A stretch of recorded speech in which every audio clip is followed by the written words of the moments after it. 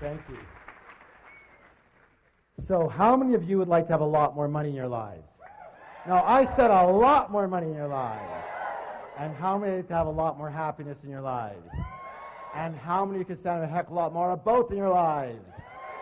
You've come to the right place. My name is Harv Eker. Welcome to the Millionaire Mind, the secret psychology of wealth. The first thing I want to do is I want to acknowledge you for being here. There's a saying that says 80% of success is just what? Who can tell me? Showing up. So since I can't reach you all, I need you to do me a little favor. Simply reach around, pat both your neighbors on the back, and go, congratulations for being here.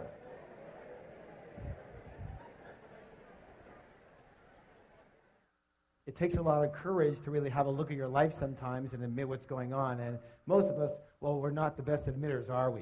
Kind of reminds you of this story about this lion who's walking along the path of the jungle.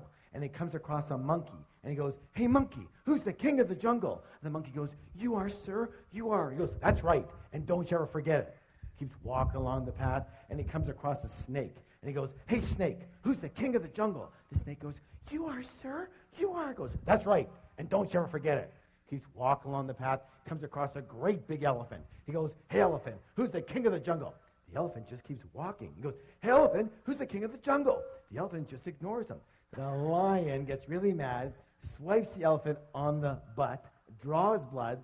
The elephant gets angry, picks up the lion with his trunk, throws him around, fires him on the ground, stomps on his head, picks him up, throws him around, fires him on the ground, stomps on his head, picks him up, throws him against a tree, and the battered and bloody lion just lies there. Hey, you don't have to get mad just because you don't know the right answer. And you might as well laugh now because it don't get any better, okay? Anytime I do any training, I have 2 rules. How many rules? 2. How many rules? 2. Thank you. The first rule is really important. It says this: don't believe a word I say. Now, in all sincerity, why would I suggest that? That's right. Whose experience can I come from? Thank you. Just my experience. It doesn't make it right. It doesn't make it wrong. It doesn't make it true. And it doesn't make it false. It just makes it my experience. All I can let you know, however, is that the information and principles you're about to learn here tonight totally transformed my life and has now transformed the lives of literally thousands and thousands and thousands of other people. Is it okay if I tell you just a little bit about myself? Thank you. I guess my claim to fame is that I owned at least a dozen different businesses before I hit the age of 30. Included in one of those businesses was opening one of the first retail fitness stores in all of North America. Now, the interesting thing about that company is that I started that business with $2,000 that I borrowed on my Visa card. And from there, I was able to open 10 company-owned locations in only 2.5 years, and then sold half my company shares to a Fortune 500 company for $1.6 million. How many wouldn't mind starting with a $2,000 credit card loan and having $1.5 million in your pocket a couple years after that? Excellent. After that, I kind of semi-retired. I moved down to San Diego, and I began doing some consulting, some one-on-one consulting. And I guess it was pretty effective for people because they started bringing friends and relatives and managers and partners, and pretty soon it was 1-on-2 and 1-on-5 and 1-on-10 and 1-on-20. And someone suggested, Harv, you might as well open up a school already. I said, you know what? That is such a good idea. And I did. And I founded the Street Smart Business School and taught thousands of people all across North America street smart business strategies for high-speed success. What kind of success, please? Thank you. And it was during these seminars that I noticed something. I noticed something very, very, very, very, very, very strange. Would you like to know what it was? Well, maybe I'll tell you next time. But what it was simply this: that you can actually have 2 people sitting side by side in exactly the same room. And one person would take these principles and they would skyrocket to success. But what do you think would happen to the person maybe sitting right beside them? Not a heck of a lot. And I realized right there, you can actually have the greatest tools in the world, but if you have just a tiny leak in the toolbox, we have a little problem. So I began designing programs based on the inner game. What game? Thank you. The inner game of money and success. And when we blended and combined the inner game with the outer strategies, with the outer tools, virtually everybody's results went through the roof. Does that make sense, y'all? A good example of what I'm talking about with this inner game is, how many of you notice the phenomenon that when a millionaire loses their money, they generally have it back a very short time later? True? A good example of that is, have you heard of this fellow by the name of Donald Trump? Here's this multi-billionaire who loses everything and more, and 2 years later, he's got it all back again and more. Why does this phenomenon happen? It happens because even though these people might have lost their money, they never lost their most important ingredient to their success, which was their what? Their millionaire. In Donald's case, it is what? His billionaire mind. Do you realize that Donald Trump could never, quote unquote, just be a millionaire? Let me ask you your opinion. Are you willing? How do you think that Donald Trump would feel if his net worth was $1 million? Yeah, he'd feel poor. He'd feel broke, right? Now, listen, this is the most important thing you could ever learn. That's because Donald Trump's financial thermostat, his what? Is set for, everybody pick your finger up right here. Fingers up. Make it be with me. Billions, not millions. Most people's financial thermostat is set for, fingers up, thousands, not millions. Some people's financial thermostat is set for, fingers up, hundreds, not even thousands. And some people's financial thermostat is set for, thumbs up, below zero. They're freezing and they don't know why. Which brings us to the psychology of wealth. It's very important to realize that we live in a world of duality. A world of what? Thank you. Help me out here. In and out. Give me some examples. Black and white, hot and cold, back and forth, left and right, up and down. Excellent. Excellent. Let's take right and left. Is it possible to have a left side without a right side? Left of what? You see, they're a comparison. So just as there are outer laws to money, therefore there must be what? Excellent. You know, the fact is that most people do not reach their full potential. Most people are not successful. 80% of individuals will never become financially free in the way they would like to be financially free. And 80% of individuals will never claim to be truly, truly happy. And there's a reason. Would you like to know the reason? The reason is very simple. That most people are a little on the unconscious side.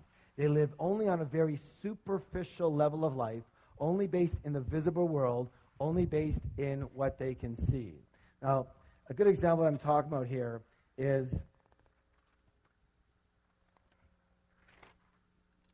we're going to call this the tree of life. Tree of what? Excellent. And on this tree grows what? Fir. Who said fir? Fruits. What's the word? Fruits. So we take a look at the fruits of our life, which are our results, right? And we don't like them. They're too small. They don't taste good. There's not enough of them, right? Well, what do we tend to do? Don't we tend to focus more and more of our energy and focus on those fruits, on those results? Yes? Except for one thing that we forgot. What is it that created those particular fruits? It's what? It's those roots that create those fruits. It's what's under the ground that creates what's above the ground. It's what's invisible that creates what's visible. True or true? Is that sometimes or all the time? Let me ask you a question. Is this the way it is in nature or not? Are you a part of nature? Then it may be the case that it might be the same with us, yes? All right, very good. So, the most important thing that I think people need to realize that they just don't seem to get taught anywhere is that we don't live in only one realm alone. We live in at least 4 different worlds at once. We live in the mental world. What world? We live in the emotional world. What world? We live in the spiritual world. What world? And absolutely we live in the physical material world. And what most people never get is that your physical material world, your results, what actually happens to you is nothing more than a printout of the other 3 areas. These are the fruits, but these are the roots that cause those fruits. This is your result, but these are your causes. Does that make sense? Yes? This is what's above the ground, but this is what's below the ground. This is what's visible, but this is what's invisible that causes what's visible. So, It boils down to this, that money in the real world, the real stuff, money, the physical reality, is nothing more than a result. It's a what? Result. Money is a result. Wealth is a result. Health is a result. Illness is a result. Your weight is a... We live in a world of cause and E. Let me ask you a question. How many of you ever heard anybody allude to the fact that a lack of money was a little bit of a problem? Anybody ever hear that? Let me say this right now. A lack of money is never, ever, ever, ever, ever a problem. It's never a problem. A lack of money is merely a symptom. What's the word? Of what's going on underneath. Lack of money is just the result. What is the root cause? Meaning that the only way to permanently, what's the word, please?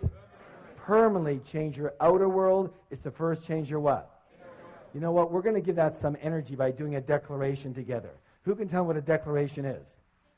A statement that we make what? Out loud. Thank you. And, you know, why does that work? And let me just put it this. I'm not going to get into the whole situation around it, but everything is one thing. Everything is energy. What is it? Energy. What is it? Energy. Everything is energy. And all energy travels in what? Frequencies and So when we make a statement out loud, we are sending a vibration, A, into the universe, and B, if we put our hand on our heart, on our chest, we feel the vibration of that specific statement throughout the cells of our body. Yes or yes? You know, I know for a lot of you, you're thinking, oh my God, is this ever hokey? But the way I figure is this. I'd rather be really hokey and really rich than really cool and really broke. How about you? All right, please stand up. Let's have some fun. Let's have some fun with it. Good job. Now, here's what I want you to do. Put your hand on your chest, on your heart. Sir, your chest, not her chest. Come on, let's go. And simply repeat after me. My inner world creates my outer world. My inner world creates my outer world. Again. My inner world creates my outer world. One more time, twice as loud. My inner world creates my outer world. Now, turn to somebody, look them in the eye, give them a high five, and say, you have a millionaire mind. I wanted to share with you something called the process of manifestation. The process of what? All right, help me out here. Your thoughts, lead to your feelings, which lead to your excellent. One more time, all together. Your thoughts lead to feelings, lead to. I'm very well known for making the following statement, and the statement is even on the very back of the book that we've been talking about. And it says this.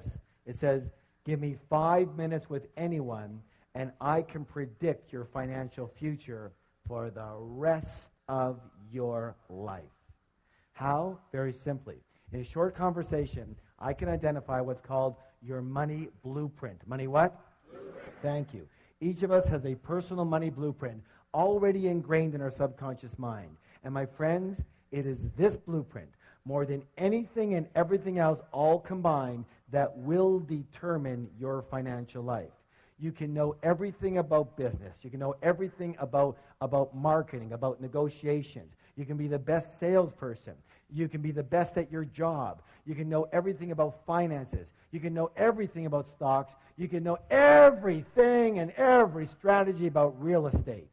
But if your money blueprint isn't preset for a high level of success, you will never, and I repeat, never amass a large amount of money. And if by chance you do, you will either quickly or slowly lose it. It's very simple. It boils down to that. And the good news is you can actually change your blueprint. Good? So let's talk about the blueprint so you understand it. How is your blueprint formed? The blueprint is formed specifically based on the information. The what? Thank you. The information or programming you received in the past, especially as a young child. Who were some of the primary sources of this information? Parents. Good. Who else? Teachers. Yes, religious leaders. Good. Good. Friends, grandparents. Good. Yes, media. Very good. Culture. Let's take culture. That's a good one. Isn't it true that certain cultures have a certain way of thinking and dealing with money? Yes. And other cultures have a completely different way of thinking and dealing with money? Yes. And let me ask you a question. Does the child come out of the womb doing it that way, or were they taught how to do money that way? Thank you. Put your hand on your chest. Repeat after me. I was taught how to do money. Thank you. And so was I. We were all taught how to do money. And unfortunately, most of us were taught by people who either didn't have a lot of it or who had a lot of emotional issues around it. True or true? So how are we taught? How are we conditioned? 3 primary ways. How many? 3. You guys are doing great. 3. And the first way is called verbal programming. What kind of programming, please? Thank you. That's all about what did you hear when you were young. The second one's called modeling. What's it called? That's all about what did you see when you were young. And the third one's called specific incidents. Specific what? That's all about what did you experience around money, wealth, and rich people when you were young. Now, let's talk a little bit about verbal programming. Let me hear some of the phrases that you heard about money, wealth, success, rich people when you were young. What are some of the ones that you heard? Yes, money doesn't grow on. Yeah, what? It takes money to. What else? Money doesn't make you happy. Good. Money's the root of all. Okay. We can't. There's never rich people are greedy, criminals, crooks. Wonderful. That's perfect. That's perfect. Yeah. You can't take it with you, right? Spoken like a true spender. All right. Do you want to hear my father's favorite? Anytime I asked him for anything, he'd growl at me and go, hey, what am I, made of money? I used to joke around with him. I go, I wish. I'll take an arm, a leg. I'll take a baby finger, Dad. He never laughed once. Never once. Let me say this. All, what's the word? All. Each and every statement you heard when you were young, every one of those is lodged in your subconscious mind and part of the blueprint that is running your financial life. Let's talk about the next one, modeling. Here's an interesting one. What were your parents or guardians like in the arena of money when you were growing up? Did one or both of them manage money well, or did they mismanage money? Were they spenders or were they savers? Were they shrewd investors or were they non-investors? Did money come fairly easily in your household, or was it always a struggle? Let me ask you this. Was money a source of joy in your home too? Or was it a source of bitter arguments? Why are we talking about this? Because there's a saying that says this, monkey see monkey, and humans aren't far behind. So generally, we will tend to be exactly like, identical to one or a combination of both of our parents in the arena of money. Unless we're exactly the opposite. Why would someone be the opposite? That's right. It just depends on how angry you were at them or at the situation. You said, I will never live like this again. Got it? The third way is called specific incidents. Specific what?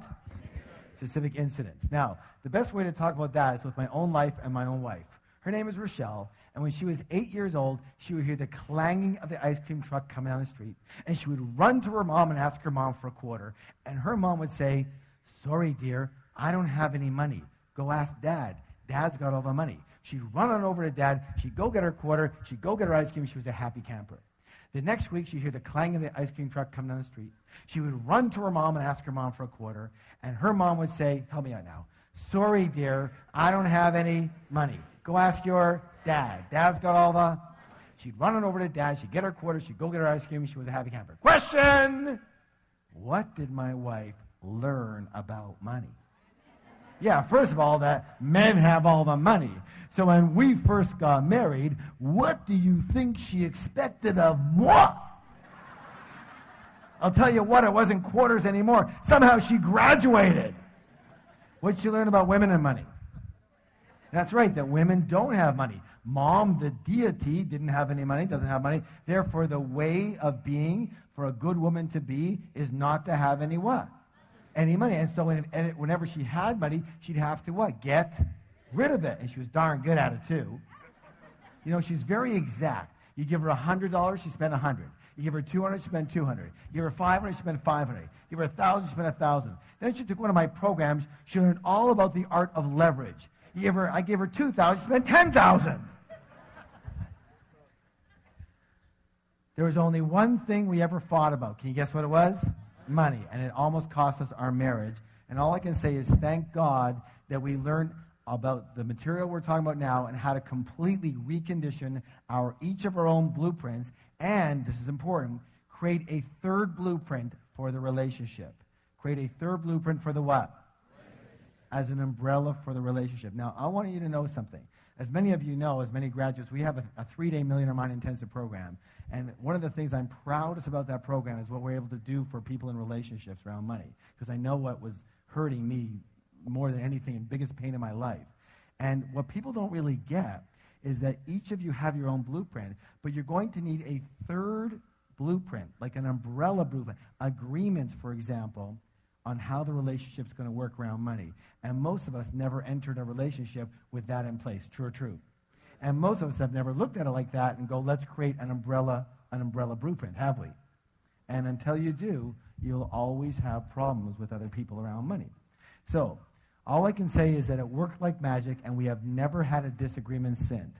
We fought every single day. Now, you would think that's an exaggeration, wouldn't you? I wish. No, some of you going, no. I wish. Every single day for 9.5 years. And we have never had a single disagreement around money since. And now it's been 11 years. Good or good? All right, give that a hand. Hey, you can do better than that. Let me hear ya. So the big question, even bigger question, the big question is this. What is your current money blueprint set for?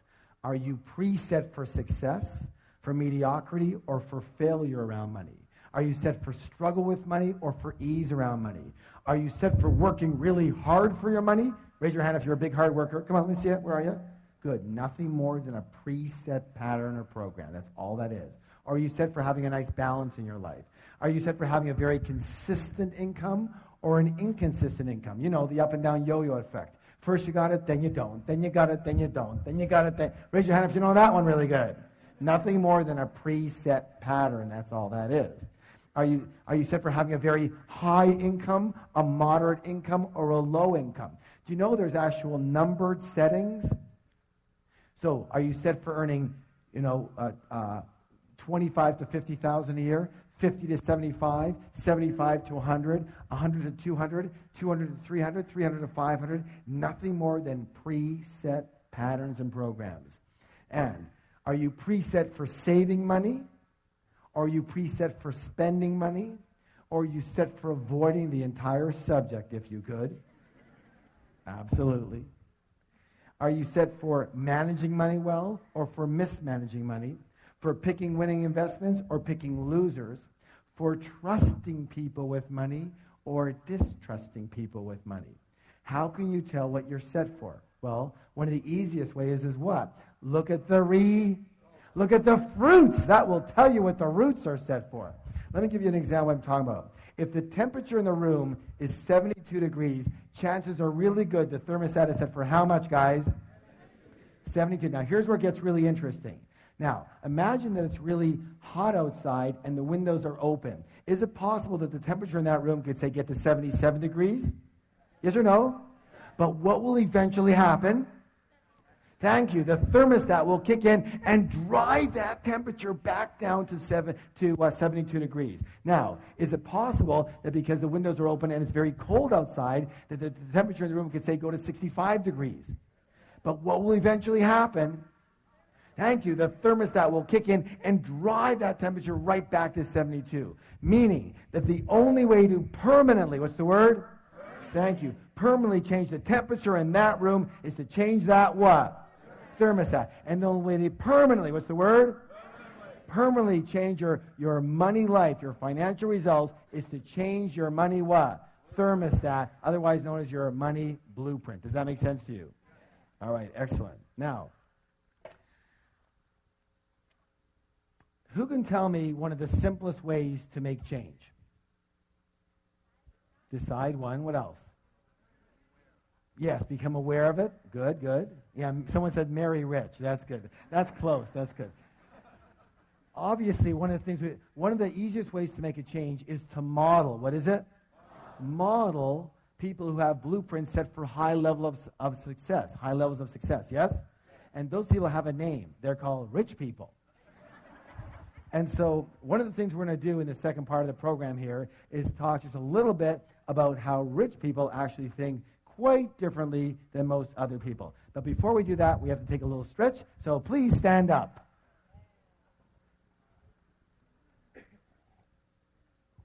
All right. Raising your arms nice and high. I want to hear a big, big groan. Let me hear you. Oh, good job. And this way. Oh, louder. And the other way. Oh. And backwards. Oh. And forward. Oh. Give somebody a double high five and say, you're awesome.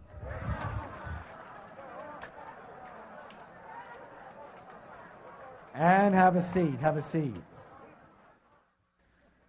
All right, let's get into some of these things that are lots of fun. So, the first way that rich people think quite differently than most poor and middle class people, and when I say poor and middle class, I mean the mentality more than necessarily the result. Of course, it depends on that, yes? All right, so let's go this one. Rich people believe what? I create, one more time, twice as loud. I create my life. And most poor and middle class people, what do they believe?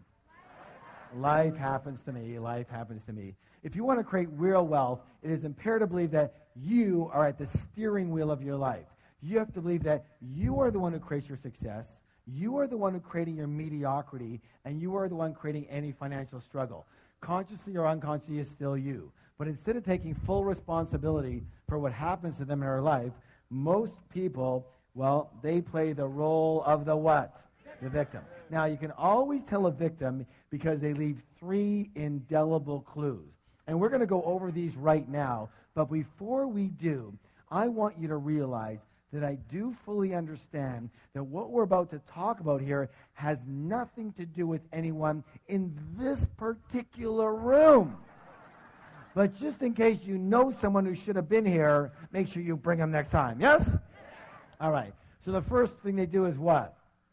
They blame. That's right. They blame the economy. They blame their type of business. They blame the stock market. They blame the real estate market. They blame the city they live in. They blame the taxes. They blame the government. They blame their employer. They blame their employees. They blame their manager. They blame customer service. They blame their partner. They blame their upline. They blame their downline. They blame their husband. They blame their wife. And, of course, everybody wants to blame their parents for something.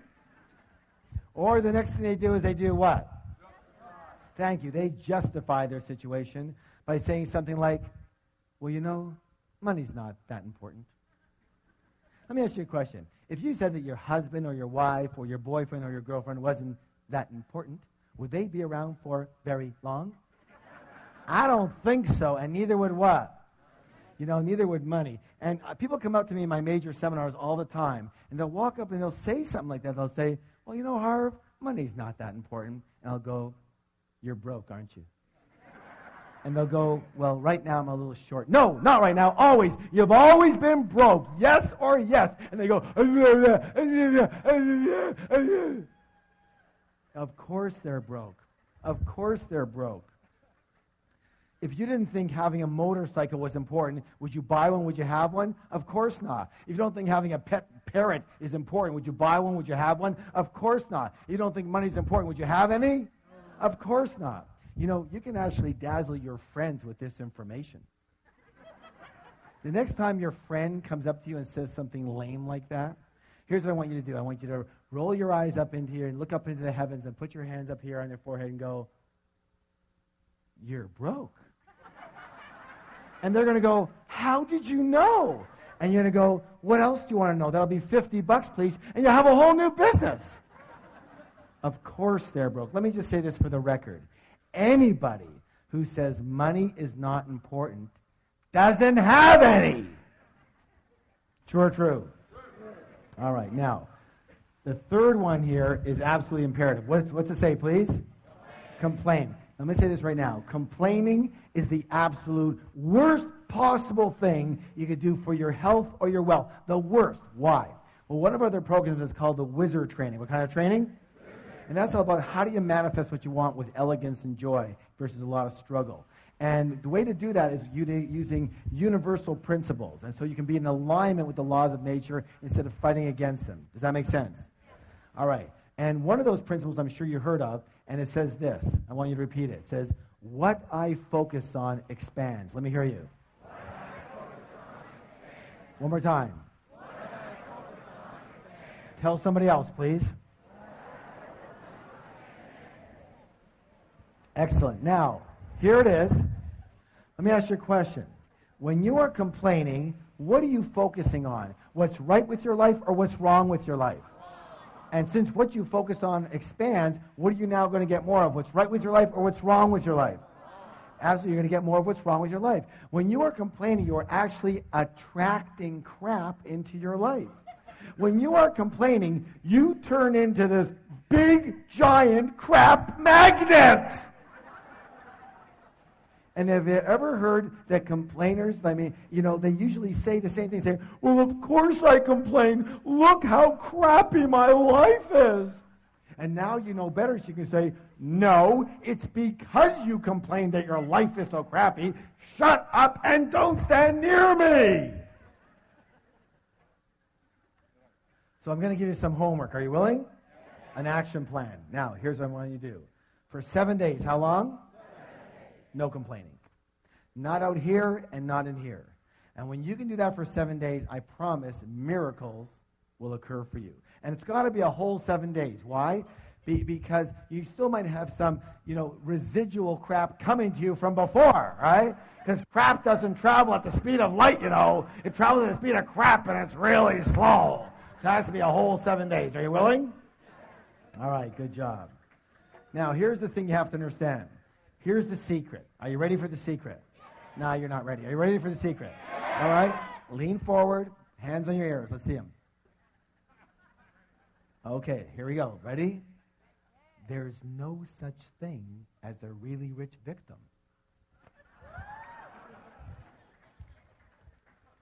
Yet being a victim definitely has its rewards, doesn't it? What's the big reward people get out of being a victim?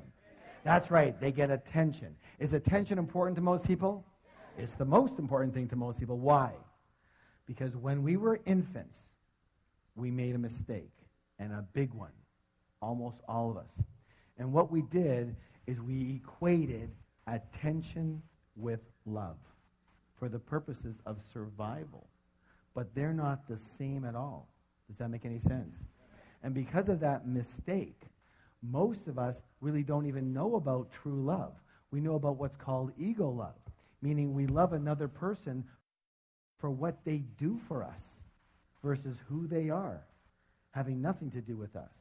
And worse than that, we love ourselves for what we do for us. In other words, when we're good, we love ourselves. And when we're bad, we don't love ourselves. True or true? Okay? And that's the biggest problem we have with most people today.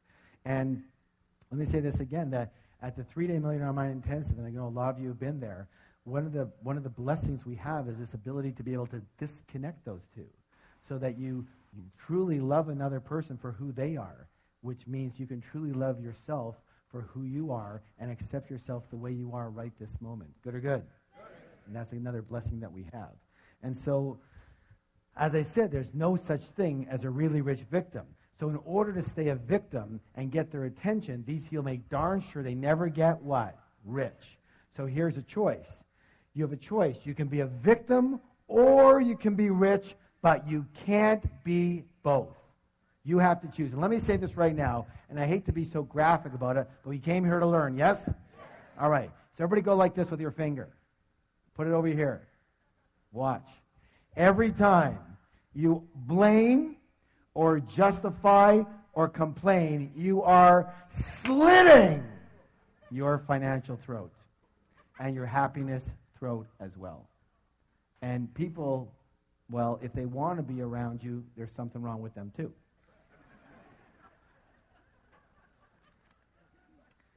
So it's time to acknowledge the fact that you create everything that's in your life, you create everything that's not in your life, and everything in between.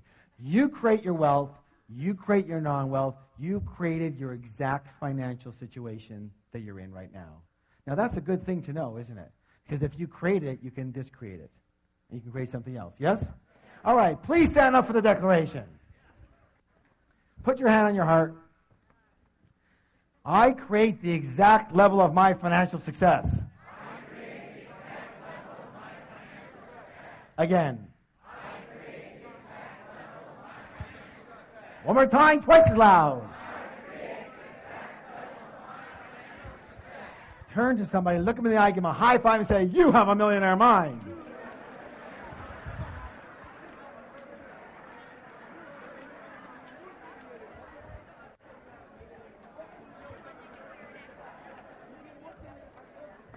And have a seat. Good job. All right, here's another one. This is very important. Now, what do we do when something's very important that's coming up? We do a drum roll. Ready? Let's hear it. Let me hear it.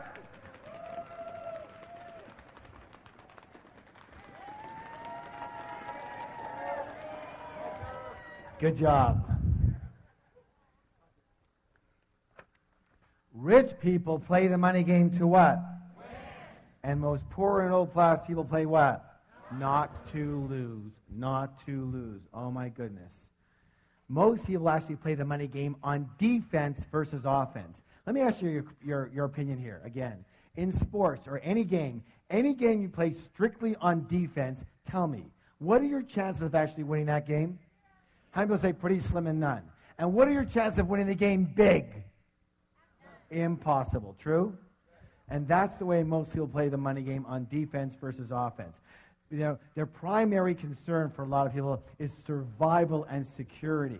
You know, so what is your goal? What's your objective? What's your true intention? For a lot of people, their primary intention is to have enough to pay the bills. I just want enough to pay the bills. On time would be a miracle. Or I just want to get by. Or I just want to earn a decent living. And due to the power of intention, that's exactly what you're going to get, and not a dime more. Some people know this quite well, yes? Or you have middle-class people, and middle-class people, what's their big intention? They just want to be what? Comfortable. You know, it's so important to them, we're going to write it 2 times. So, there's comfortable, and then there's this word. What's this word? And we all know comfortable leads to rich, yes? Yes? Yeah, and that's not my experience. Let me say this right now, just for the record, in my experience. Comfortable and rich are planets apart. Planets apart. What you need to do and who you have to be comfortable is a whole different world than who you have to be and what you have to do to get rich. Is that clear at all? Is that really clear? I hope you get it. Because I would say that's one of the number one issues with most people sitting in the room right now. Your goal is to be comfortable. Let me say this right now. If your goal is to be comfortable, you will never get rich. Never. On the other hand, if your goal is to get rich, you're going to end up mighty comfortable. So here's the thought. If you shoot for the stars, you're at least going to hit the moon. Most people don't even shoot for the ceiling in their house, and they wonder what the problem is. All right, here's what I want you to do. Another action. Are you willing to take the actions? All right, practice. Practice makes permanent. So, tonight when you get home, tomorrow morning, I want you, either yourself or with your team, to create a strategy. Create a what? Strategy. To help 10 times the number of people you're helping right now. Whatever business you're in, whatever job situation you're in, I want you to help 10 times as many people. Who can tell me why? Exactly, because that's how you get paid. One of the things we do in our programs is we have certain definitions. And the definition we use of a business person or even in a job is, listen closely, a person who solves problems for people at a profit or for pay. Say that with me. A person who solves problems for people for profit or for pay. Good or good? Good. So what's your job? This is what? Solve problems. And you get paid accordingly. Meaning that if you go out there to make money, what do? But if you go out there to solve problems, and if you go out there to solve 10 times the problems you're solving now, there's a good chance you're going to get how much more money? 10 times. Does that make sense? Because that's what delivering value is all about. It's about solving. Let me put it this way. If you're not solving a problem, I guarantee you're not getting paid. People say, well, Harv, how do I make more money? Wrong question. The better question is, how do I help more people? How do I help 10 times the people? And that's going to take a little strategy. And for a lot of you, it's going to take a little more leverage, a little more systemizing, a little more being based on results versus time. Does that make any sense? Yes or yes? All right, good job. So, please stand up for the declaration. Good exercise, yes. Hands on your heart. My goal is to become a multi-millionaire and more. Let me hear you. Again.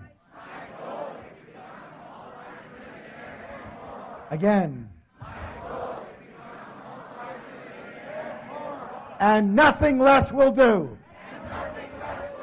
Give me a high five and say, you have a millionaire mind. Question.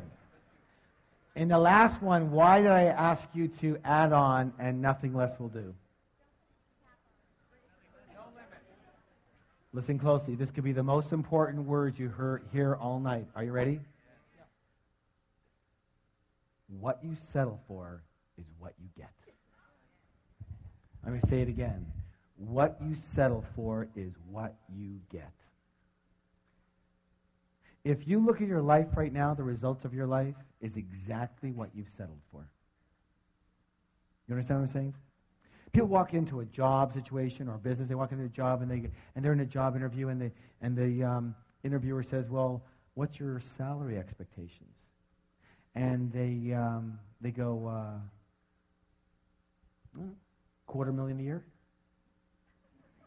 And the guy goes, "What? This job pays $30,000. Really? So find me another job that pays me $250,000. See, if you are only willing to do what it takes to earn $250,000 a year, that's all you'll accept. And you will keep on hunting and searching and creating the strategy until you get there. But if you are willing to take $30,000 and be comfortable and get by, that's it. You're done.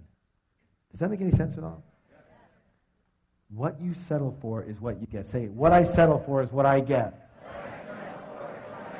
Tell somebody else, please.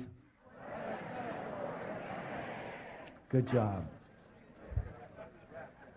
All right, let's go to the next one here. This one here is a simple one and really short. Listen closely. Rich people always think the word what? Both. And everybody else thinks what? Either or. Either or. As in, either I can be rich or I can be spiritual. Either I can be rich or I can be good and kind. Either I can be rich or I can be generous. Either I can be rich or I can have my health. Either I can be rich or I can have time for my family. Either I can have money or I can have love. Either or, either or. All that is called scarcity thinking. What kind of thinking? Scarcity thinking. And the answer to all of those is what? Both. Both. Listen. Listen. You're smart enough. You're intelligent enough. And you are creative enough to create a strategy that works for you in your life.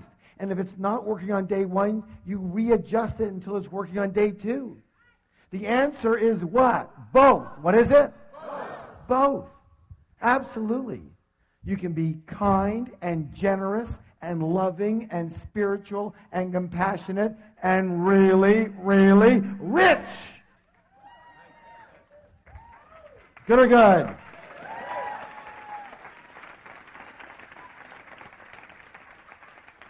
Let me ask you a question. How many of you ever heard the saying, you can't have your cake and eat it too? This is for my money. That is the absolute stupidest saying I've ever heard in my whole life. The all-time dumbest, the hall of shame, all right? You know, in my book, Secrets to the Millionaire Mind, I talk about this a little bit. And we give a lot of what's called wealth principles in the book. I want to read you this one. Rich people believe you can have your cake and eat it too. Middle class people believe cake is too rich, so I'll only have a little piece. Poor people don't believe they deserve cake, so they order a donut, focus on the whole, and wonder why they have nothing.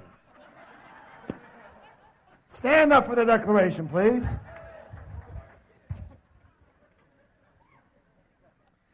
It goes like this. I can be kind, generous, and loving and still be really, really rich.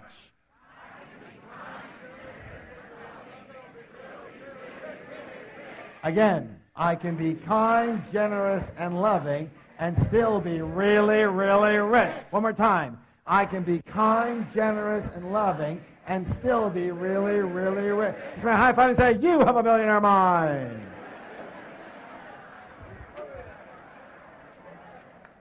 All right, good job, guys. Excellent work. This one here is such an insidious one. It's like something in the back of most people's mind, but they never will say it out loud. And it's one of the biggest blockers of all the blockages of wealth. Are you ready? Yes. Rich and successful people admire and model. What's the two words? Admire. Other rich and successful people. And what do most everybody else do? They resent the heck out of them, yes or yes? Most poor and middle class people often look at other people's success with resentment or jealousy or envy, or they snip, they're so lucky, or they whisper naughty things under their breath. You have to realize something so simple, that if you view rich people as bad in any way, shape, or form, and you want to be a good person, then you can never be rich. You can never be rich.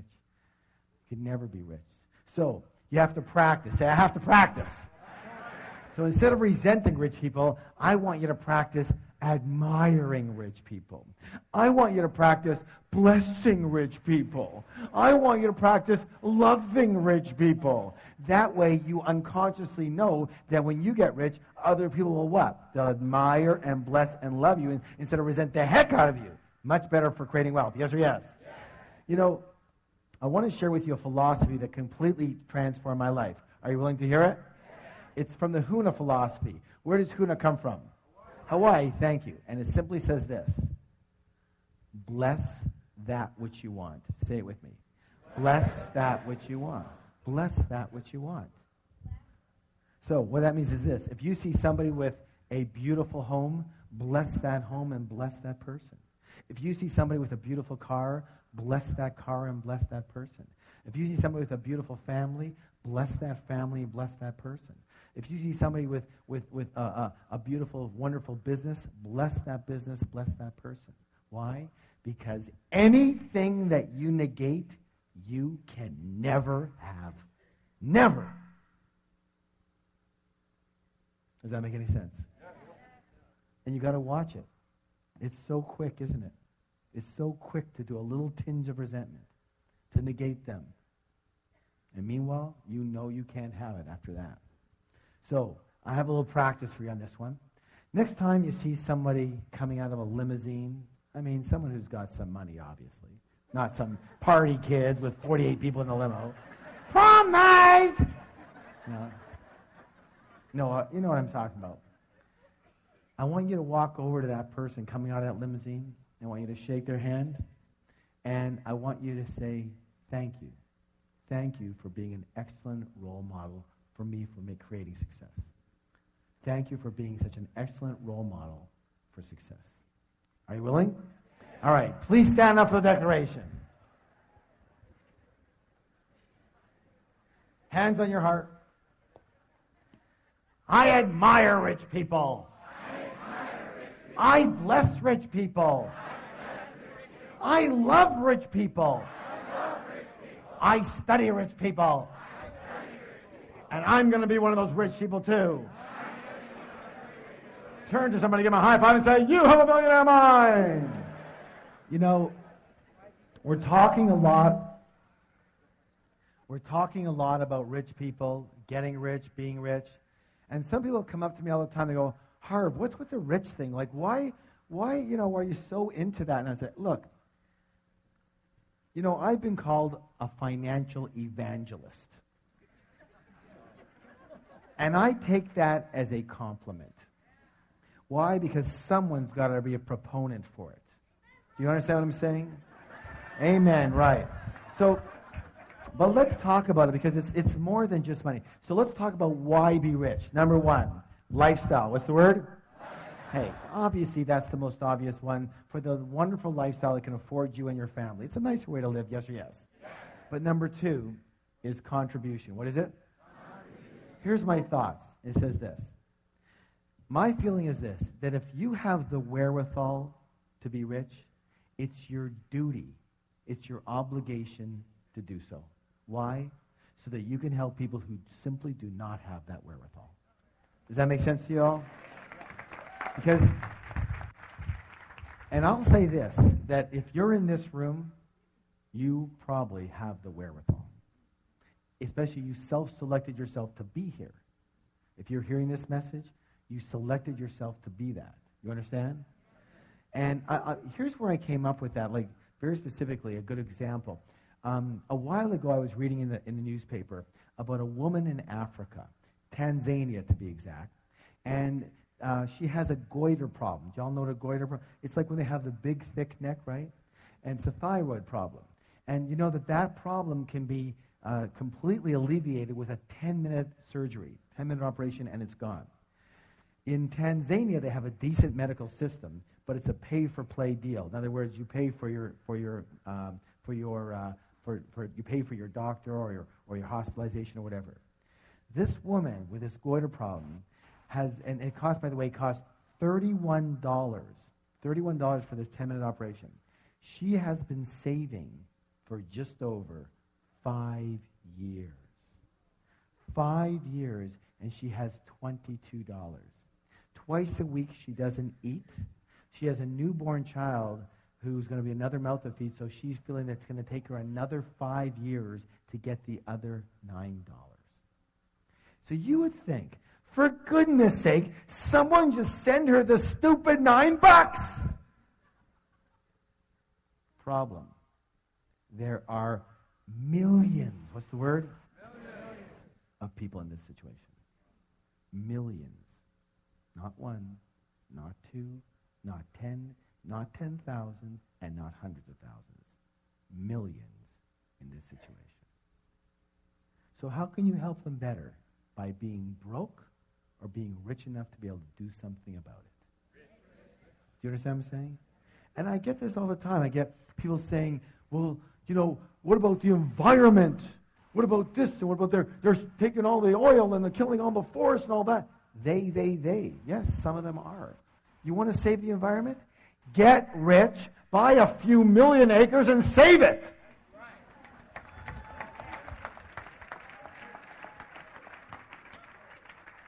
You're going to have some power and control over your land. Do you understand what I'm saying? Yes or no? Yes. Take responsibility is what I want to say on that. Okay, this one over here, one more here. This is critical. The third reason is for what? Who you have to become in order to create wealth. In other words, who do you have to be in character, in virtue, in traits?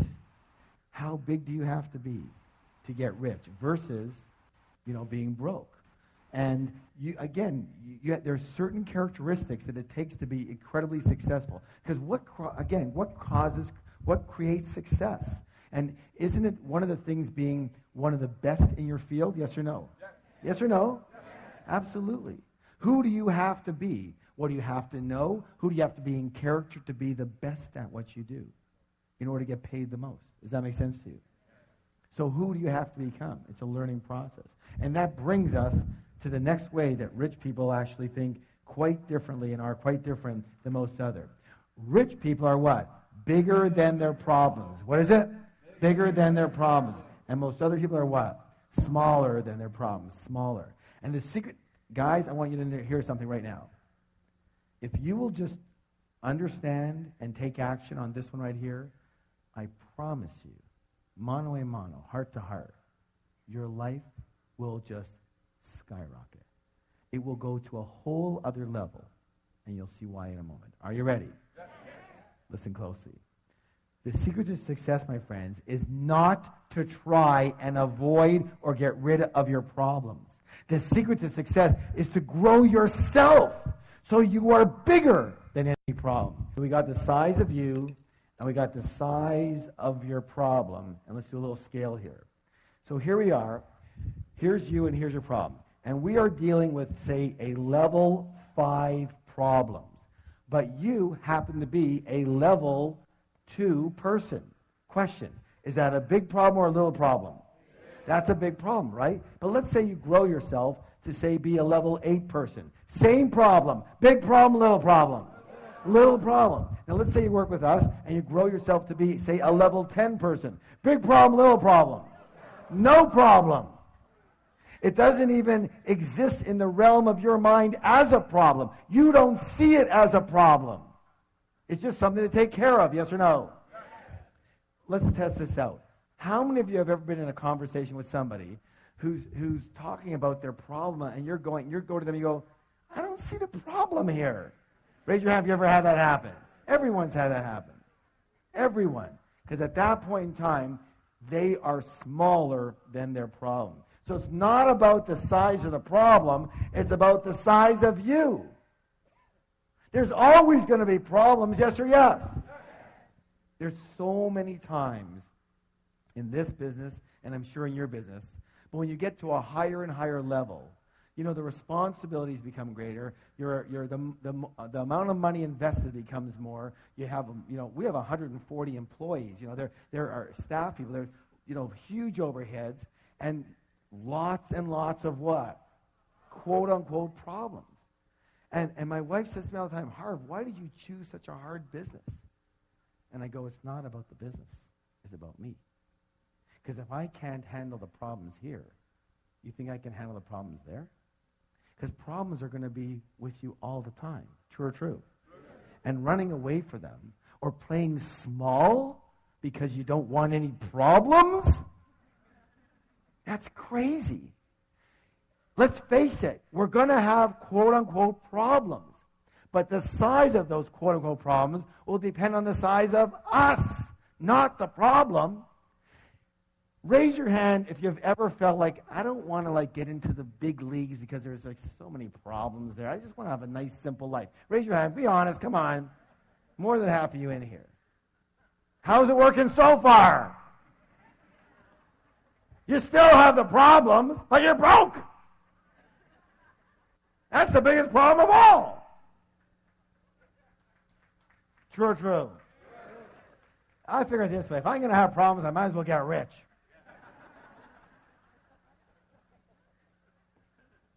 All right. So, I'm going to give you a little anchor. Who knows what an anchor is? An anchor is what? A trigger so you can remember something. So here's what I want you to do. From now on, every time you look at something you perceive as a major problem in your life, here's what I want you to do. Are you ready? I want you to do this. Mini me, mini me, mini me, mini me.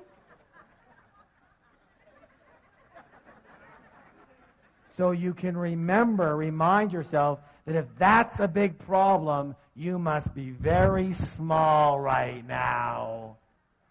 And you better put your attention where it belongs. What? On the problem or on you? On you. That's right, on you. And you don't give up, and you don't get taken out, and you don't bail out, and you don't say, well, this is too hard. I want to do something different. How many have ever said something like that? How many say something like that almost every day? It's not the size of the problem. Have you heard the saying, fortunately or unfortunately, you take yourself with you wherever you go? That's what my answer is to my wife. How could you choose such a hard business? It's not the business, it's moi. True or true? If it's hard, it's because I made it hard. If it's easy, because I make it easy. If it's successful, it's because I made it successful. If it's unsuccessful, it's because I made it unsuccessful. True or true? Doesn't just happen to us. So, the fact is that your wealth can only grow to the extent that you do. So the goal is to grow yourself. so you can handle any problems that get in your way of creating wealth, and just as importantly, keeping your wealth once you've got it. And who knew that would be an issue? You know what? This is only reserved for certain people in this room. People who have or have had a lot of money and know that it's one complete world to make it. And it's a whole other world to keep it. True or true? That is a whole other world. And again, it's not about the it. It's about you. It's about you. And so, really, you're like a container. Say, I'm a container. And if the container is small, but the money is big, what has to happen? That's right, the money goes. The money goes. Do y'all understand that? Let me say this again. If you, the container, is small, but somehow the money is big, what has to happen? It doesn't fit. It has to go somewhere else. True or true? So you have to grow yourself so you become a big, big container, so you can attract and hold money. And one of the things we do in our programs is we focus on not only growing yourself as a container, but consistently growing yourself. Because if you want raise your hand if you want your money to consistently grow. Remember, your money can only grow to the extent that you do. So if you want your money to grow, who has to grow? I do. Now you got it. Now you got it. Now you've got the root. You have to keep up with the money. Let me put it another way. Your money has kept up with you. I'll say it again. Your money has kept up with you. If your money's here, it's because you're here. Does that make any sense? If your money's here, it's because you're here. If you're here and your money's here, it's going to have to meet you. It'll always grow to the extent that you do, and always come down to the extent that you are. Raise your hand if you've ever heard stories about people who are doing really well and then they messed up in their relationships, messed up with habits or with drugs or alcohol, and what happened to their money? Always comes down to meet them. No or no? Yes? Your money is at the same level you are, my friends. And that's not a derogatory thing. That's to make sure you start to focus your attention where you need to. Personally, I always looked outside of myself. Once I do this marketing thing, and once I understand this real estate, and once I do this, and once I... But it wasn't about any of those things. It was about the size of me. Was I able to attract and hold and grow the money? True or true? I hope you get it. Now, so, like I said, you must grow yourself to be a big container so you can attract and hold big wealth. And here's the beautiful thing about it.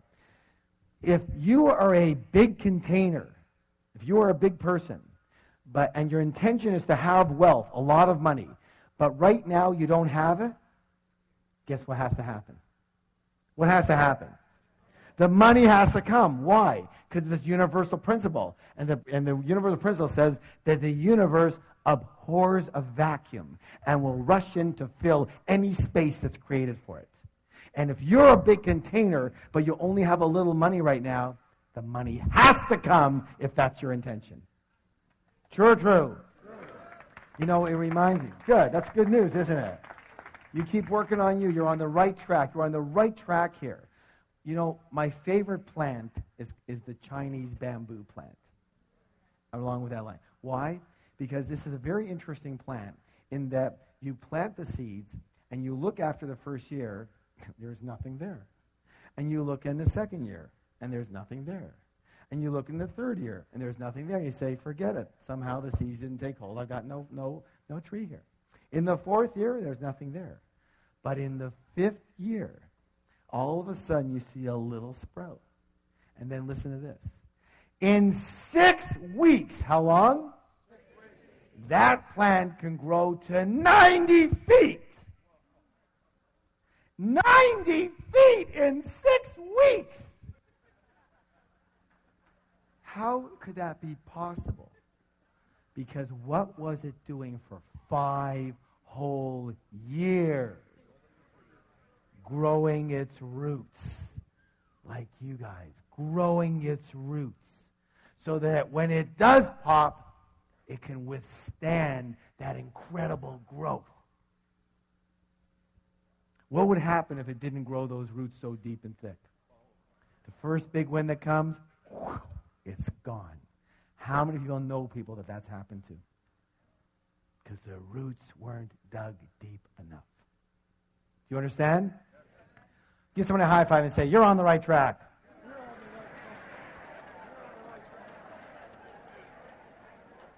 That's why it's so imperative that you keep learning and growing. Learning and what? Growing.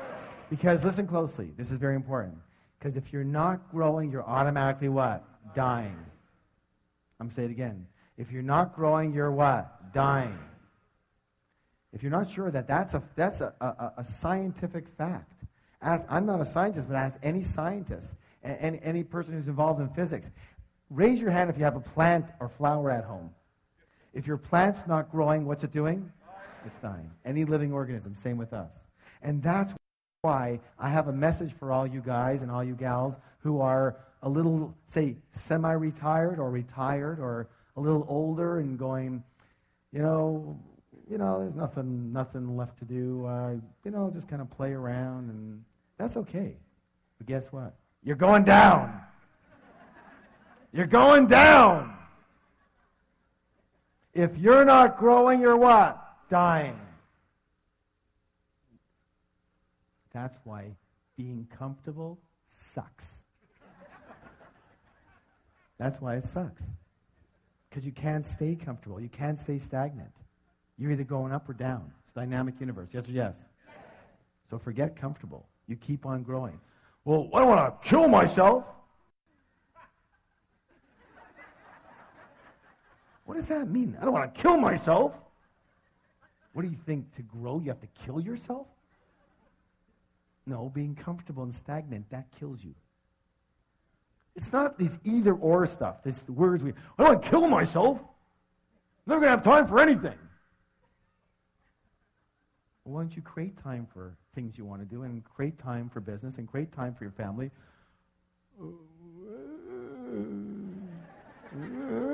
I don't know how to do that.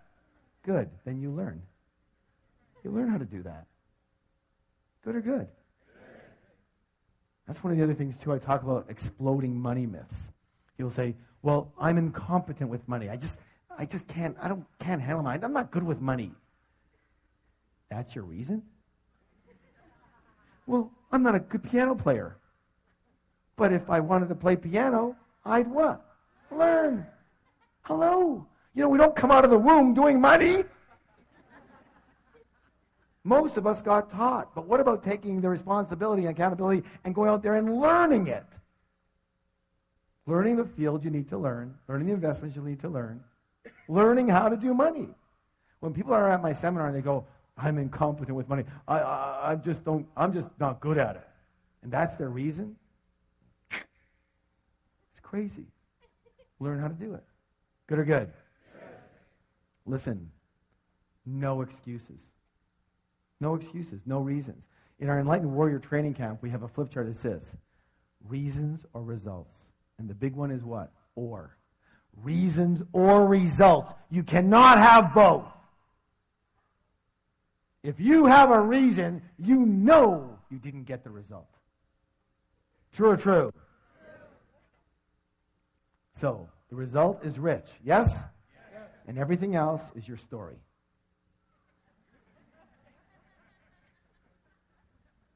It's just not the right time now. Thanks for sharing. That's great. You're broke. All right. Please stand up for the declaration. Hands on your heart. I am bigger than any problem. I can handle any problem. Nothing will stop me from creating wealth. Turn to somebody, give them a high five and say, you have a millionaire mind. All right, this one is really, really important.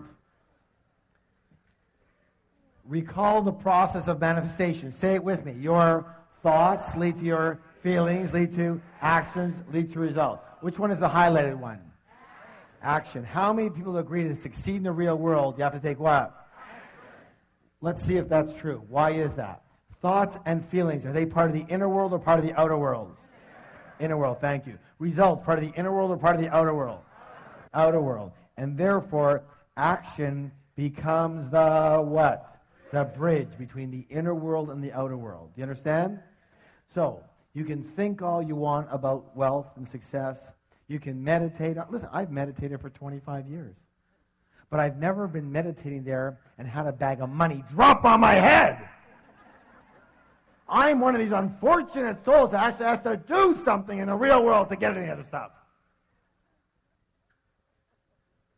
A lot of people are very kind and generous and wonderful, well-intentioned people. They just don't do anything.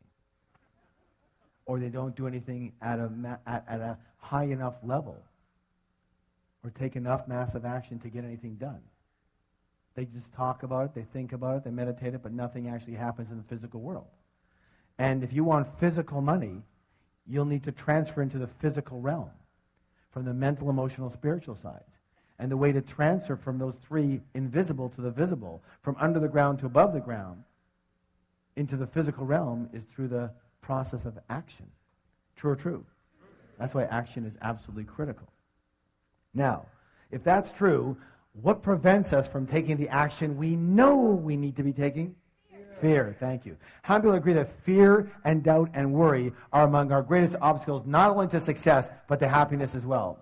Excellent. And therefore, one of the biggest differences between rich people and most other people is that rich people are willing to do this. What's it say? One of the other programs we teach is called the Enlightened Warrior Training. And it says that the true warrior can tame the cobra of fear. What's the key word? Tame. It doesn't say kill the cobra. It doesn't say get rid of the cobra. It doesn't say run away from the cobra. It says what? Tame the cobra of fear. Let me say this right now. My friends, listen closely. Listen closely. Are you listening? Yes. It is not necessary to try and get rid of fear in order to succeed. Rich and successful people have fear. Rich and successful people have doubts. Rich and successful people have worries. They just don't let those feelings stop them and take them out. Unsuccessful people have exactly the same feelings, but they let those feelings stop them, paralyze them into thinking, oh my God, what will happen? And they're done. True or true? A lot of people believe that rich people don't have fear. That's ridiculous. Ridiculous. So, how many people agree we're creatures of habit? Yes? And therefore the secret is to practice. What's the word? Practice acting in spite of fear. Practice acting in spite of doubt. Practice acting in spite of worry. Practice acting in spite of inconvenience. Inconvenience. If your life is about convenience, you'll never be rich. Let me say this right now. It's not always convenient to do what it takes to get rich. And practice acting in spite of discomfort. It's the same thing, as I said earlier. I'm going to challenge you right now, as I do with all of my students. Are you willing? Are you willing? Yes. I want you to find uncomfortable situations and move into them. I want you to look for uncomfortable situations and get involved in them. And when something becomes uncomfortable for you, that's when you go into it. You understand that? Why? Because, let me ask you a question. We talked about it earlier. When you're comfortable, you're in what zone?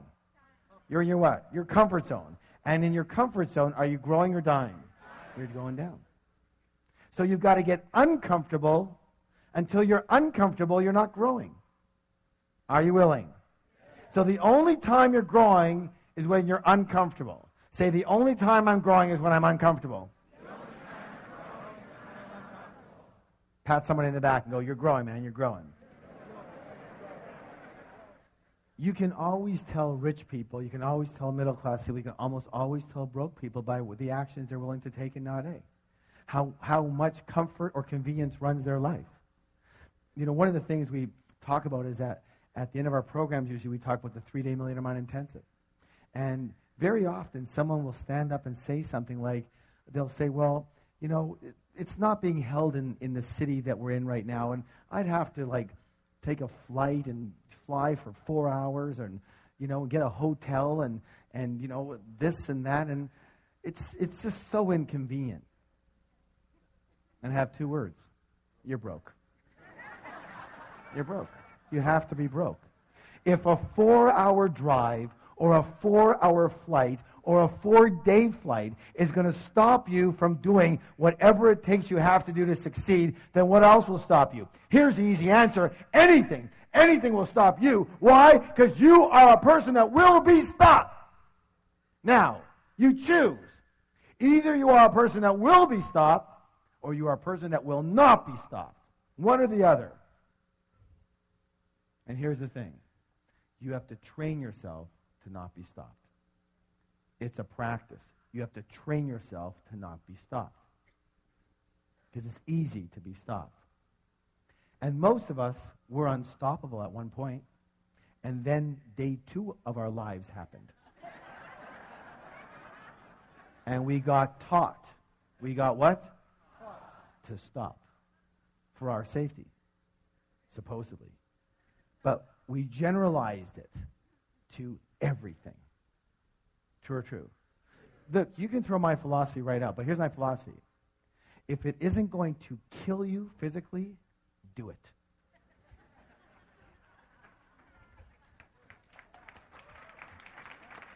Just do it. One of the things I've been noticing lately with a lot of the rich people I've been dealing with, very rich people, is they're willing to take a shot. It's amazing. I'm a lot less risk prone than they are, but I also see where I am and where they are. Now I do pretty well, but these guys are amazing. And it's like you give them a proposal and they go, that makes sense. That could work. Yeah? All right, let's give it a shot.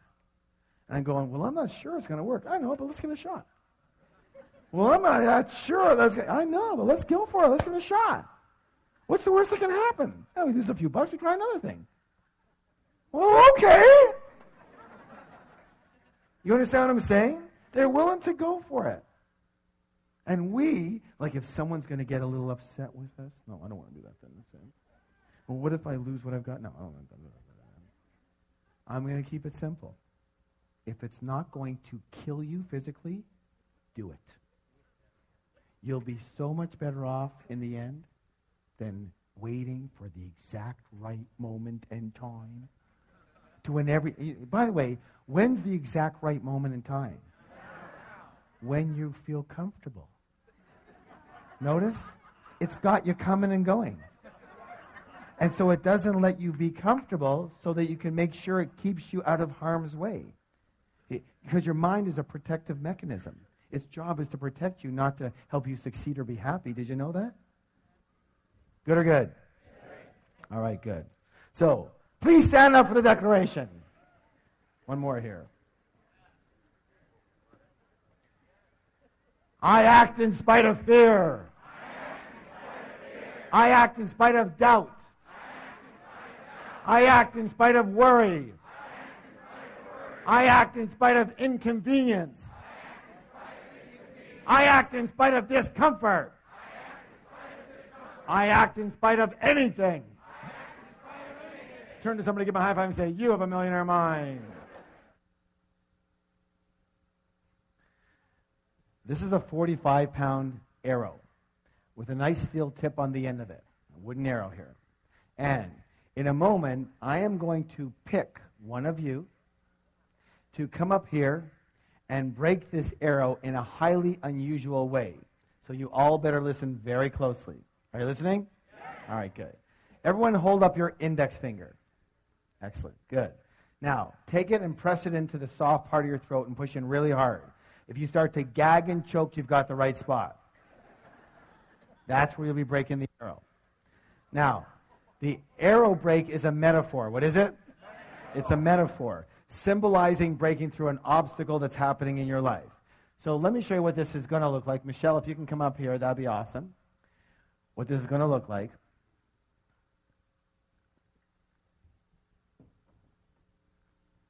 hold on to that for a second here. All right. So what's going to happen in a moment, just bring your hand up here for a second. What's going to happen in a moment with this person is going to be coming up here. They're going to put the back of the arrow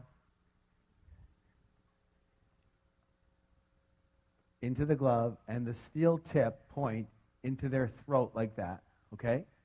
And then when they're ready, or if they're not ready, they're going to walk into the arrow and hopefully break the arrow before it impales them. What? Hopefully.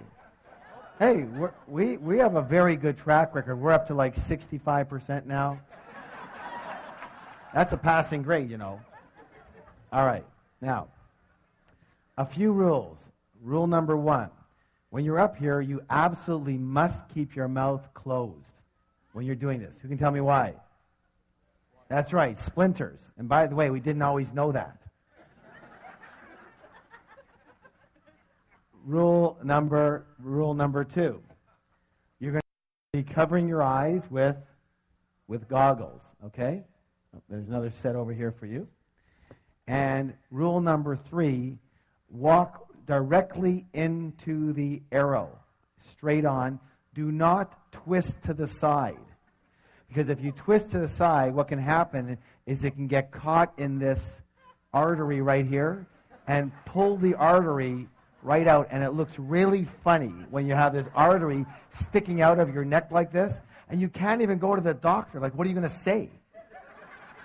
It's like, what happened? You don't want to know, okay? So you're not going to believe it. All right. So here's how this is going to work. I'm going to show you how this works. And here's the deal. The 4th rule is massive support. What kind of support? Massive. What kind of support? Massive. That means we're all on one team, yes? Yes? So when this person breaks this, I want everybody to give them a massive standing ovation, right? Yes. All right, good. Now, that's when the person comes here. Let's talk a little bit about, let me show you how this is going to work, all right? So I'll do a little demonstration for you. So here's the deal. If I break the arrow, if I break the arrow tonight, I want massive round of applause. Yes? If the arrow happens to break through me tonight, I want someone to pick up the phone, turn it on, and call 911. Yes? All right. Are you ready? All right. Things are sharper than they used to be. No wonder I don't do this anymore.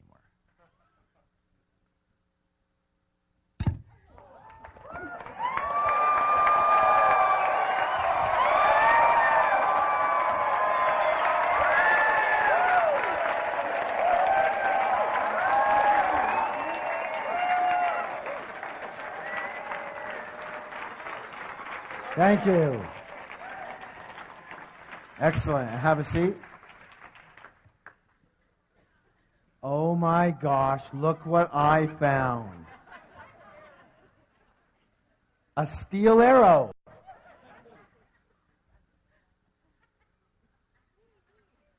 This one's like so nervous she's scratching herself. I like the people who throw their pencils down to look for them so that I can't see them. Who's never done anything like this, but has something? Hold on, as I said, hold on. This is a metaphor. A metaphor means it's something that you are trying to break through tonight. Never done anything. Would be scared to death to do this. Who'd be totally scared? She doesn't look too scared to me. Are you? Okay, come on up here. Give a round of applause. Okay. What's your name? Nicole. Okay. Yeah, the first thing we have to do, Nicole, is take care of some legal work. Here you go. There you go. So you're going to sign a release form. Yeah, seriously. Are you kidding me? So print your name over here. It basically says that we accept no responsibility for your death or injury. Okay. And the date today is what? Okay.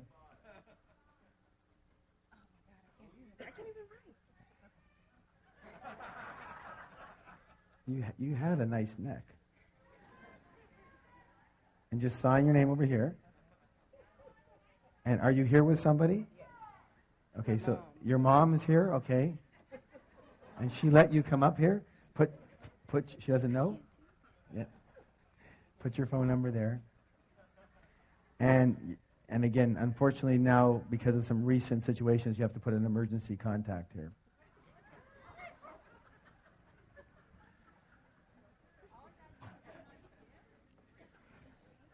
Now, remember what we said about support, right? Okay. Now, here's the deal. Okay, you're doing great. Perfect. Good. Now, hold on to this. And here's how this is going to work. Just wait for a second here.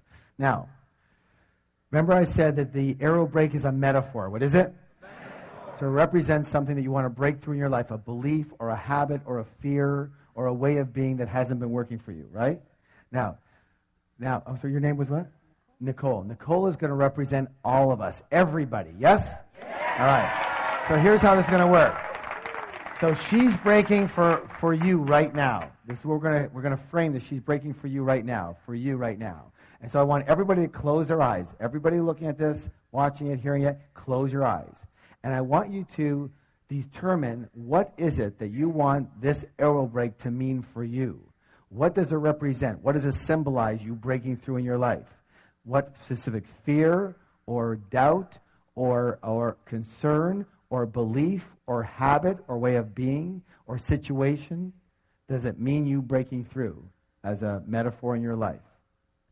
And come up with one. And the same with you, Nicole.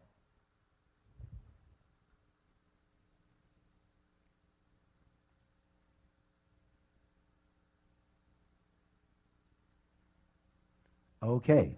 Please open your eyes. And let's hear from Nicole. What was it here for you?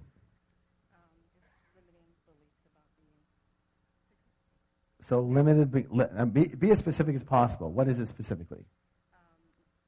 Basically that men have the money and women don't. Excellent. That's so what she said. Can I share it? That men have the money and women don't. And that's a belief that a lot of people carry. Yes? Yeah. Men carry that too. That's why they handle money in certain ways. True or true? And many, many women grew up with that belief. Yes? It's very hard to break that belief, but we're going to break it right now. So here's the belief that men have the money and women don't. Got it? Now, unfortunately, we're going to have to turn this around this way. All right, put that on your eyes. And don't go until I tell you to. Michelle's going to be holding for you. All right. And so what I'd like you to do is, Nicole, stand over here. That's it. Move over this way. Come towards her a bit this way. Okay, good. Now, come on closer over here. Okay, now don't go until I ask you to. And then put 1 foot forward, 1 foot back a bit. That's it. You're going to be walking straight in when I tell you to go. And keep your shoulders square, okay? Now, don't go yet. How does that feel? How does it feel? Is it comfortable or uncomfortable? Uncomfortable. Very uncomfortable. Good. You ain't felt nothing yet. Wait till that thing goes in. Okay, hold on. Here's the deal. Here's it. See, are you sure it's in the right place? You're a perfectionist? No. Yeah, you are, aren't you? Yeah, it's got to be perfect, right? No, it's not. But that doesn't matter. Here's the deal. Whatever your mind is telling you right now, just let your mind chatter. It's okay. But don't believe it. Because you saw me do it. It's doable. And if anybody can do it, you can do it. Say, I can do it. I can do it. So, this is a steel rod. What's your throat? Steel rod. What is it? This is a toothpick. What's this? Toothpick. So in a moment, you're just going to look at Michelle. You're going to go give her a hug. You're going to forget this even exists. You're just going to walk right into it and don't even think about it. You guys ready? Yeah. Ready, go. Hard! Yeah!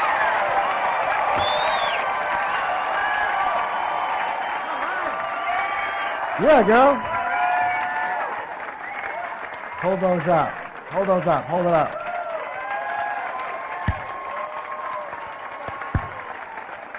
Way to go. Now, stay here for a second. Stay here for a second. Okay, that. Now, okay, go ahead. Now, question. Was that harder or easier than you thought it was going to be? Yeah, the actual act was easier than what she thought it was going to be. Yes? All right. Give her a round of applause. Thank you so much.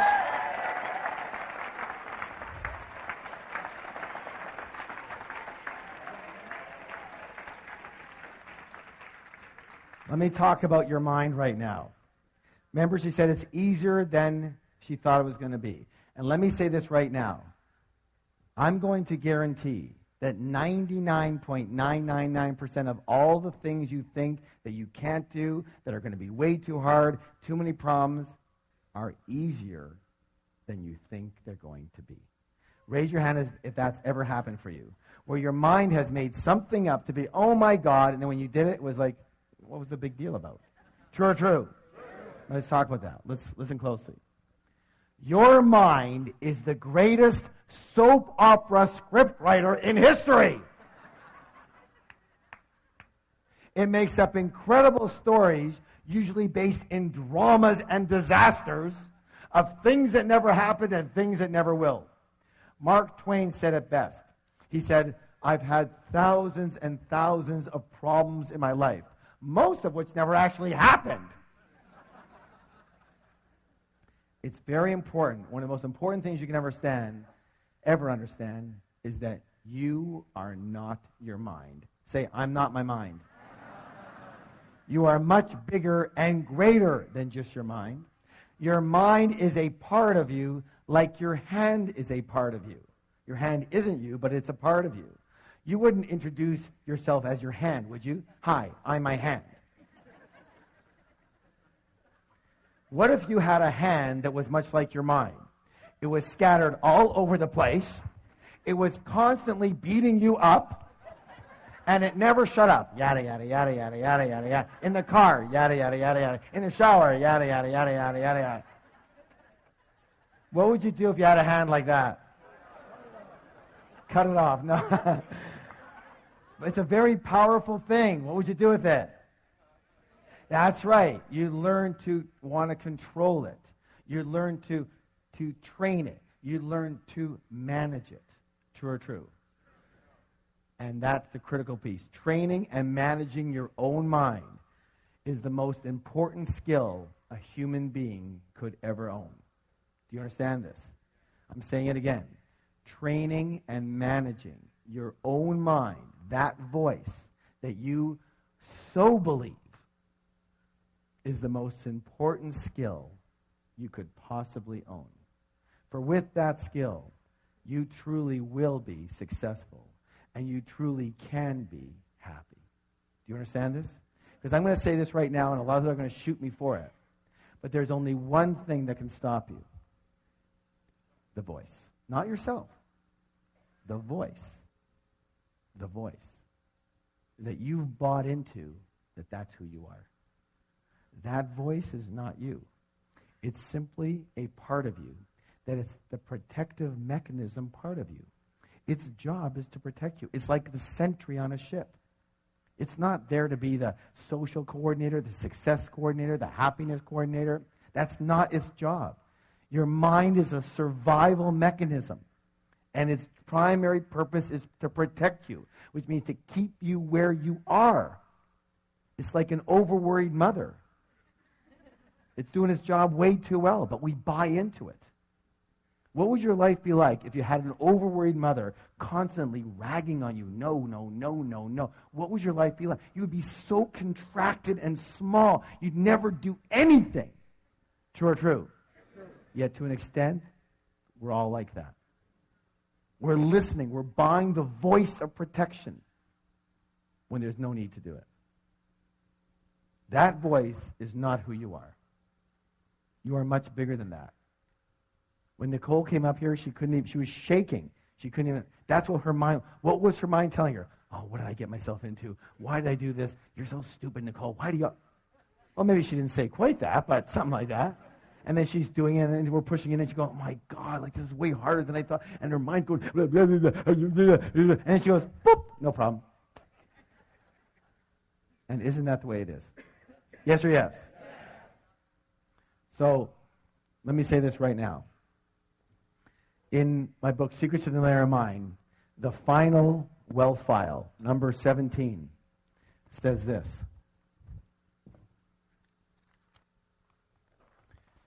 Rich people are willing to what? Learn and grow. And most poor and middle-class people think they what? Already know. They already know. Let me say this right now. I'm going to complete with one of my famous sayings. And the saying is this. You can learn to do anything. You can learn to succeed.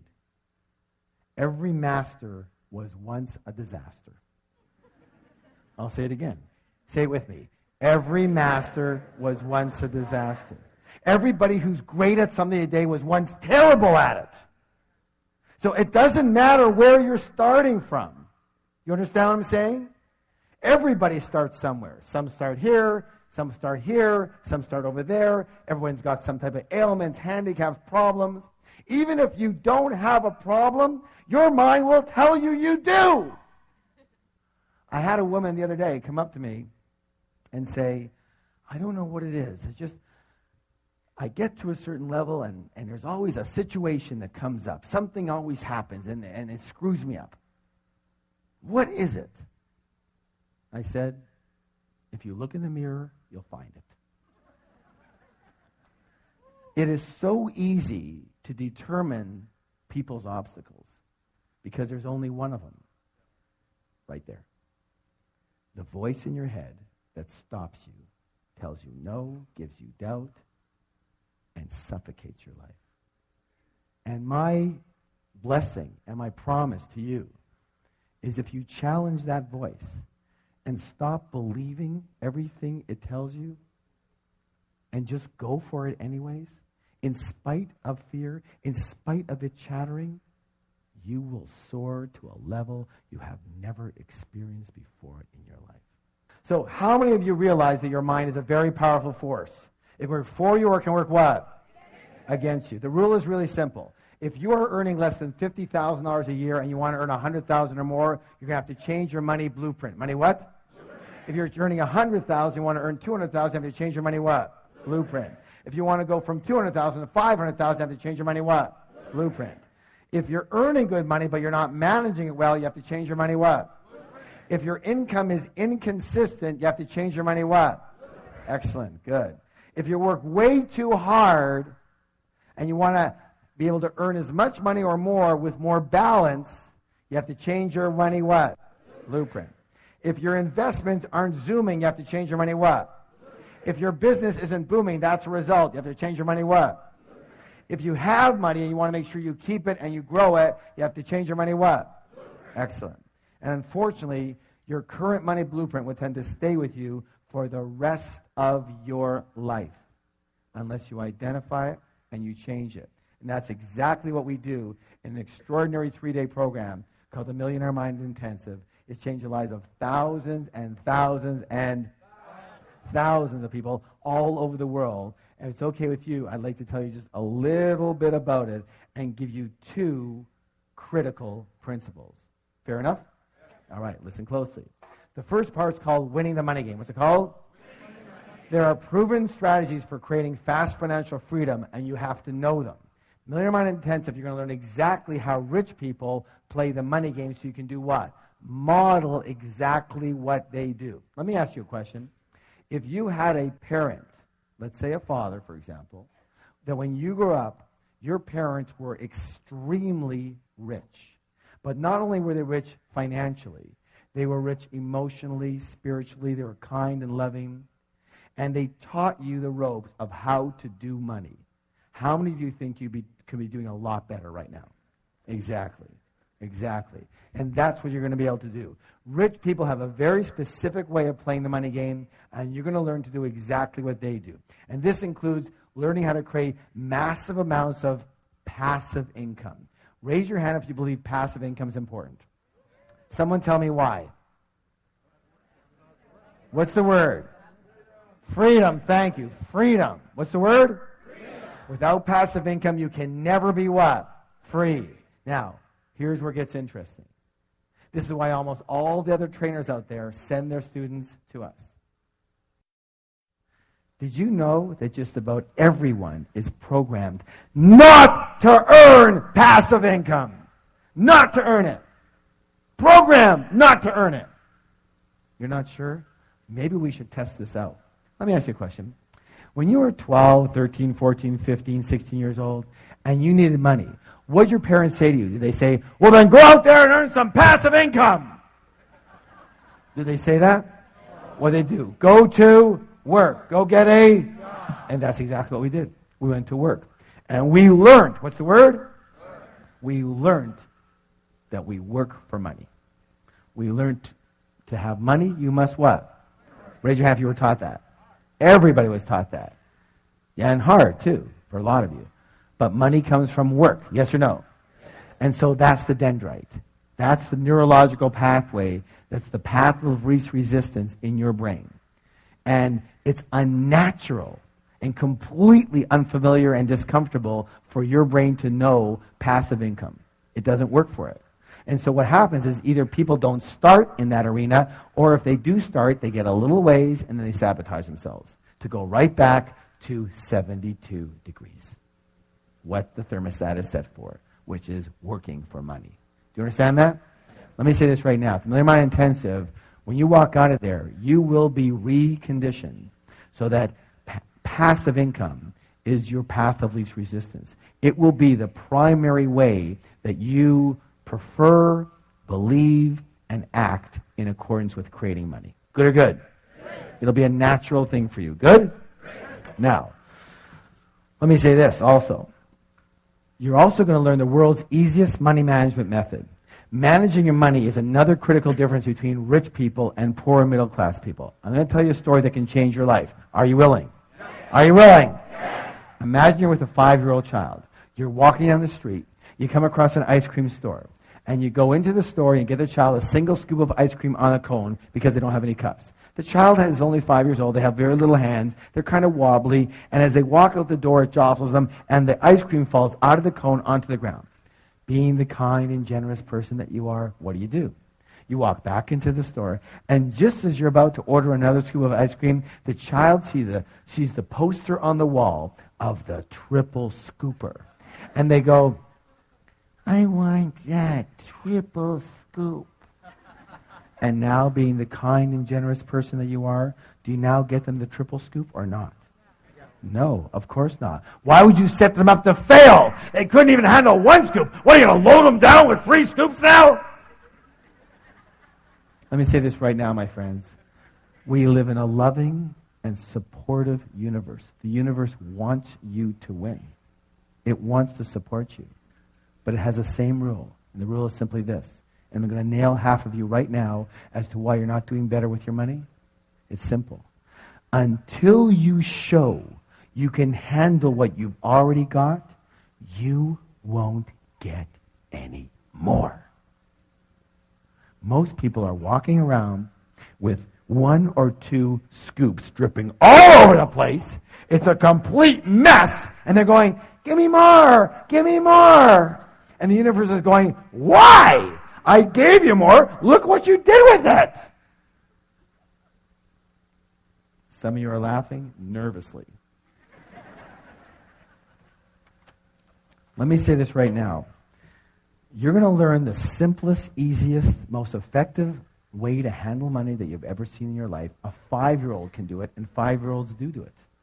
And when you start handling your money like this, when you simply show whatever you believe in, whatever universal power, whatever yourself, your inner self, whatever you want to show, when you simply show that you can handle what you've already got, even if it's just $1, you watch. And I don't use this word lightly, but you watch as miracles occur for you. Things you could have never dreamed of, things you could have never planned of. They just start happening for you. Why? Simple. When the child can hold a single scoop, you are very willing to get him another scoop. True or true? True or true? How many got a big hit out of that one right there? Okay? You need to start handling your money in a very easy and effective way. Now, in short, you're going to learn a step-by-step method for winning the money game so that you never have to work again unless you choose to. Raise your hand if you'd like to have that choice. Raise your hand if you'd like to have the choice a lot sooner than later. Then we'll see you there.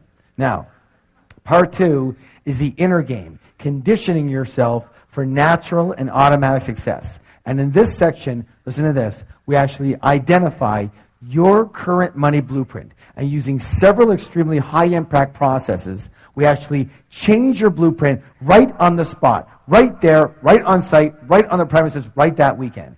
We don't teach you how to change your blueprint and send you home to change it. Why? Because you won't. Why? Because we're creatures of what? Habit. Now, here's the thing. Did you know that there's two kinds of habits? How many? How many? There's doing habits. But just as importantly, my friends, there's not doing habits. And everything you're in the habit of, everything that you're not doing right now, you are in the habit of not doing it. So we can send you home with anything, but you're not going to what? Do it. So we don't wait for you to go home. We do it right there on the spot. You walk in with one blueprint, you walk out with another one set for automatic and natural success. People ask me all the time, they say, Harv, do you have the Midas touch? And what do I answer? I go, no. I have a blueprint set for success. Just like all of you can have. I look so forward to seeing you again soon. I hope I've served you in some way. Thank you so much.